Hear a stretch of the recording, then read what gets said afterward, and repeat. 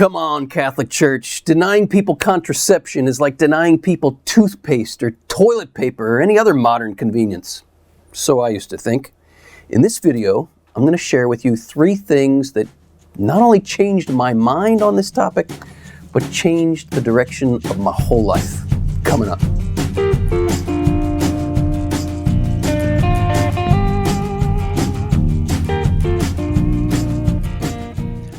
Hey everybody, this channel is here to inspire you with videos that unfold for you how your earthly body reveals the secrets of heaven. If you want to dive deeply into what it means to be human in this connection, this marriage of body and soul, consider subscribing. So what were the 3 things that changed not only my mind on the contraception question, but really the direction of my whole life? First, it was coming to understand the history of this subject. Second, it was discovering the mind-blowing teaching of St. John Paul II called the theology of the body. And third, it was coming to understand the radical difference between contraception and natural family planning. We'll look briefly at each of these. First, the history of the subject. A lot of people today can barely imagine that 100 years ago, not only was contraception considered immoral, contraception in most of the Western world was illegal. The promoters of contraception 100 years ago knew that they had to gain the approval of Christian leaders. Up until 1930, every Christian denomination across the board recognized the immorality of contraception. That year, the Anglican Church was the first church to change its teaching and open just a little bit the door, saying that couples could, in very limited circumstances, justify the use of contraception. It was predicted around the world by wise men and women who understood the power of fertility to orient our sexual choices towards marriage and family life, or when you erase fertility, to orient, or rather disorient, our sexual choices away from marriage and family life.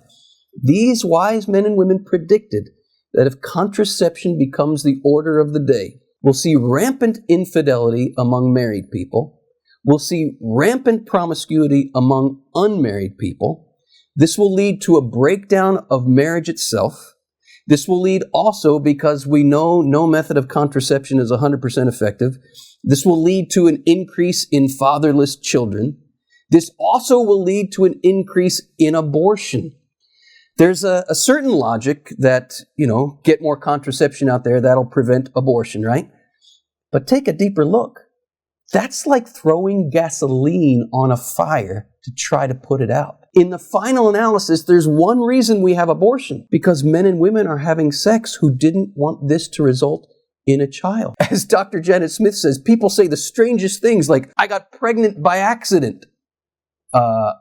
Were you having sex? Well, yeah, but the condom broke. Whoa. If you were having sex and you got pregnant, it doesn't mean something went wrong, as Janet Smith points out. It means something went beautifully right. Only wearing condom-colored glasses can give us the idea that someone got pregnant by accident. We should be celebrating the truth that sex leads to babies. And on that note, just think about it. Dream with me for a moment. What would the world look like if we honored the fact that sex leads to babies? What would society feel like if women were honored as the ones who carry children? What would our relationships look like? Conversely, remove fertility with those condom-colored glasses, and what does the society look like? It looks like the society we're living in today, where we don't even understand the meaning of marriage. And the reason we don't understand the meaning of marriage is because we don't understand the meaning of gender. And the reason we don't understand the meaning of gender is because we have been rendering our genitals unable to generate. Think about it. The very word gender, look at that Greek root gen. We see that same root in words like generous, generate, progeny, genealogy. What does that Greek root gen mean? It means to produce, to give birth to. When we look at the fundamental meaning of the word gender, we discover what we've always known, but in the modern world we have forgotten. Gender means the manner in which you generate new life. The fundamental gender confusion happened when we put those condom-colored glasses on and the goal of sex became pleasure and other human beings became objects for our selfish pleasure. Brothers and sisters, this gender confusion, this breakdown of marriage and family, it didn't come out of nowhere. Perhaps it's time to re-look at why the Catholic Church has always understood that contraception fundamentally changes our understanding of humanity at its very roots. If you like the world we're living in today, if you think all this sexual revolution stuff is great and dandy, then you have contraception largely to thank for it. But if you, like I, am concerned about the breakdown of marriage and family, about a pornographic culture of death in which we've lost all sense and bearing as to the very meaning of sex and gender and marriage and family, then maybe it's time to take another look. And John Paul II's theology of the body is precisely that other look. When I first discovered it in the early 1990s, oh man, did it ever open my eyes. I discovered that our bodies are not only biological, they are theological. They tell a divine story. The body has a language that is a call, an invitation to love in the image and likeness of God. And God's love is generous. God's love generates. That's why God gave us genitals, so we could image His generous, generating love. To render the sexual act sterile is to change the very language of the sexual act away from proclaiming God is life-giving love and in a very different, indeed, heretical direction. The body still speaks a theological language when we render it sterile, but now it proclaims a theology that is false, that is heretical, that says God is not life-giving love. Indeed, John Paul II said that our bodies are prophetic. Then he said we have to be careful to distinguish between true and false prophets, because if we can speak the truth with the language of our bodies, we can also speak lies with the language of our bodies. Who do you think it is that wants us to speak lies with the language of our bodies? Could it be the father of lies? And here is the third thing that really changed my mind on this issue. The difference between rendering the act sterile with contraception and practicing natural family planning. What is natural family planning? It's not to be confused with the old-fashioned rhythm method, which my grandmother used and had 11 kids.